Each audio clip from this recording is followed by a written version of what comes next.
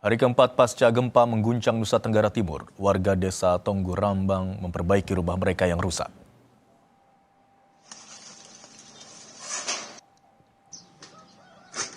Selasa pagi, warga mulai kembali ke rumah mereka yang rusak akibat gempa.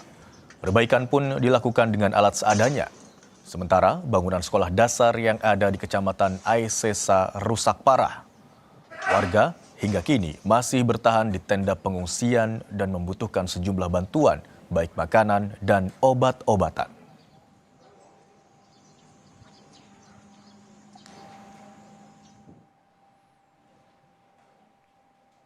Inilah pantauan udara Desa Pesisir Utara, Kabupaten Nagekeo, yakni Desa Nangadero yang ditinggalkan masyarakat pasca gempa Flores Sabtu pekan lalu.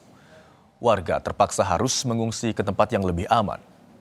BMKG sempat memberikan peringatan dini tsunami di kawasan tersebut, sehingga kini warga meninggalkan kampung mereka dan mencari area pengungsian yang lebih tinggi. Desa Nangadero, Kecamatan Aisesa berjarak hanya 30 km dari pusat gempa yang berada di timur laut Kabupaten Nagekeo.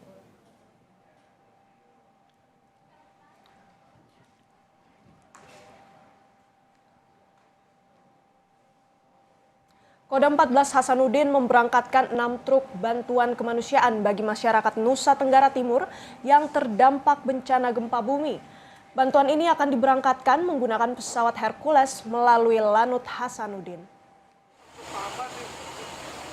Bantuan tersebut dikumpulkan dari para prajurit TNI dan keluarga besar Kodam 14 Hasanuddin sebagai bentuk kepedulian terhadap korban bencana NTT.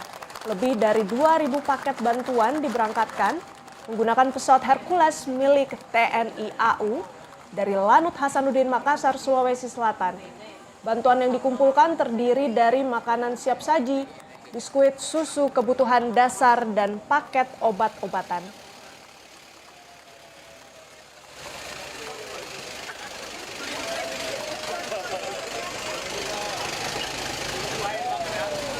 Tahun 2026, Kodam 14 Hasanuddin memberangkatkan 6 truk bantuan kemanusiaan untuk masyarakat kita di wilayah NTT yang terkena bencana gempa 7,7 skala Richter. Bantuan ini murni berasal dari para prajurit dan keluarganya yang kita himpun dan akhirnya bisa kita berangkatkan hari ini. Rencananya kita akan berangkatkan menggunakan Hercules TNI AU, yaitu dari Lanut Hasanuddin.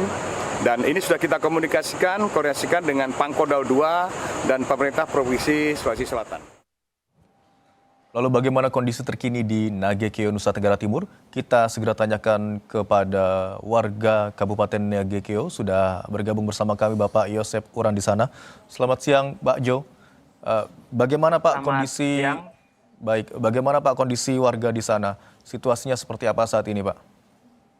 Baik, jadi saat ini kondisi warga di Kabupaten Nagekeo, khususnya di Kelurahan Mbai 1, Kecamatan Aisesa, saat ini kami melakukan pengungsian mandiri, sehingga di samping rumah kami mendirikan tenda darurat dengan kondisi seperti ini, yang mana di dalamnya terdapat anak-anak dan juga orang dewasa dan juga usia lanjut. Dengan kondisi yang seperti ini, kami masih membutuhkan uluran tangan, uluran bantuan berupa tempat tenda yang layak, tempat tidur, obat-obatan, dan juga bahan pangan, dalam hal ini sembako, sehingga dalam beberapa hari ke depan kami belum bisa menempati rumah-rumah kami, karena rumah kami kondisinya juga sudah rusak sedang hingga rusak berat, dan kami selalu disiagakan untuk berada di luar rumah atau menempati tenda-tenda pengungsian yang kondisinya seperti ini. Pak Jo, Anda katakan tadi warga di sana membangun tenda secara mandiri begitu ya, tenda darurat di sekitar atau samping betul. rumah mereka, Pak. Apa belum ada bantuan dari pemerintah daerah setempat ataupun otoritas setempat yang meninjau ke sana, Pak Jo?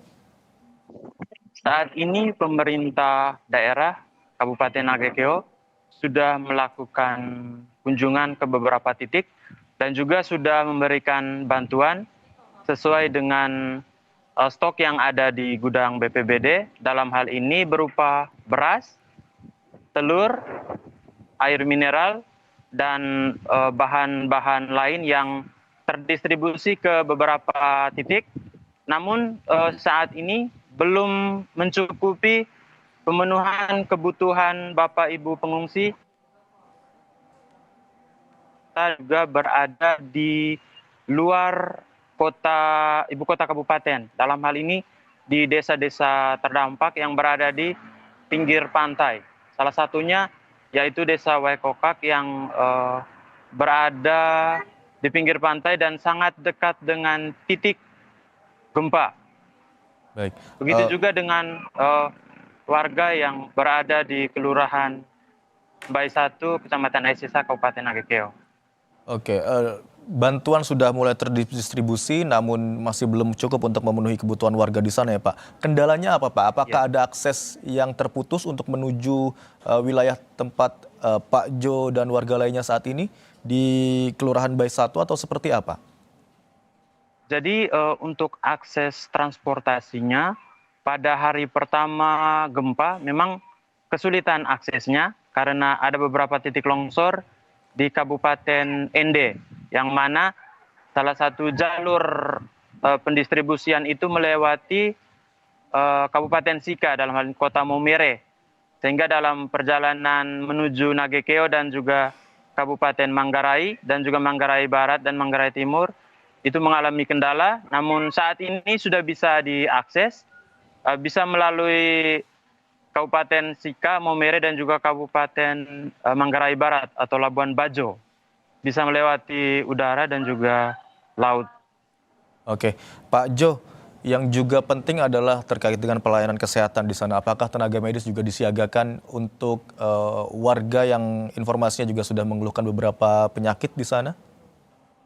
Baik, untuk saat ini tenaga medis sangat terbatas karena kondisi rumah sakit umum daerah di Airamo, Kabupaten Nagekeo itu juga mengalami kerusakan berat, sehingga tenaga kesehatan disiagakan di luar dari gedung-gedung tersebut, sementara tenaga kesehatan yang harusnya didistribusikan atau disiagakan kepada di camp-camp tempat pengungsian itu belum merata.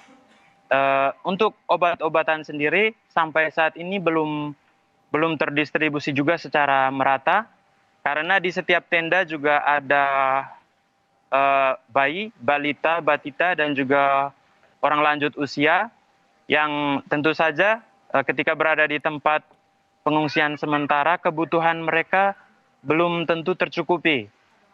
Sehingga salah satu hal yang menjadi atau hal yang harus disiapkan oleh Bapak Ibu pengungsi adalah obat nyamuk. Obat nyamuk itu karena pada malam hari itu kebutuhan, maksud saya nyamuk itu jumlahnya menjadi sangat banyak sehingga Bapak Ibu agak kesulitan juga.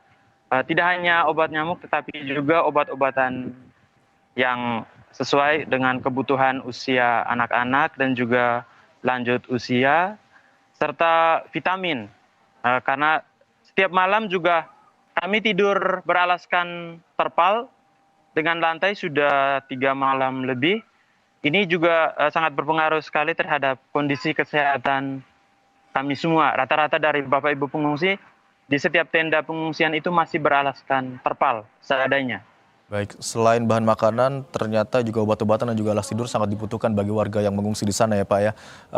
Yang juga dibutuhkan Pak, bagaimana dengan kebutuhan air bersih serta jaringan listrik di sana? Apakah menyala dengan normal atau seperti apa kondisinya hingga saat ini Pak Jo? Baik, untuk jaringan listrik pada hari pertama memang mengalami kondisi. Pada hari kedua itu hanya di beberapa titik yang menyala. Lalu pada hari ketiga itu hampir semuanya di sekitar Kota Ambai itu sudah menyala normal. Sementara untuk kondisi jaringan internet pada hari pertama dan kedua mengalami gangguan sehingga susah untuk berkomunikasi dengan keluarga atau mereka yang berada di tempat jauh bermaksud untuk menghubungi keluarga mereka. Itu juga mengalami kendala.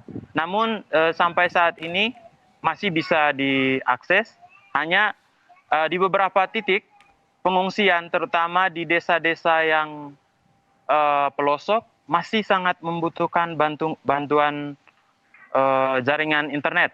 Karena kadang kita kesusahan untuk mendapatkan data mereka, jumlah jiwa dan juga jumlah korban, serta kondisi mereka, supaya disiapkan atau disiagakan bantuan itu agak susah untuk daerah-daerah yang susah diakses jaringan internetnya.